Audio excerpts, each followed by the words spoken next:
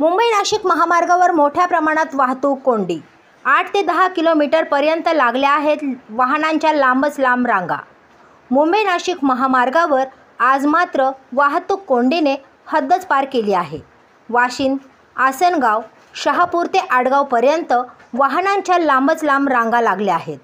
मुंबई नाशिक महामार्गावर पडलेले मोठमोठे खड्डे, त्याच्याबरोबर वाशिंद व आसनगाव येथील संथ गतीने चालू असलेल्या ब्रिजचे अर्धवट कामामुळे येथे मोठ्या प्रमाणात वाहतूक कोंडी होत आहे।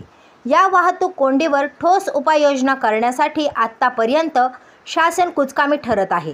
त्यामुळे 20 ते 25 दिवसांपासून पावसाचा जोर वाढल्यापासून या महामार्गावर मोठमोठे खड्डे पडले आहेत। त्यामुळे येथे येणाऱ्या वाहनाची गती मंदावते आणि पाठीमागे वाहनांच्या लांबच लांब रांगा लागतात।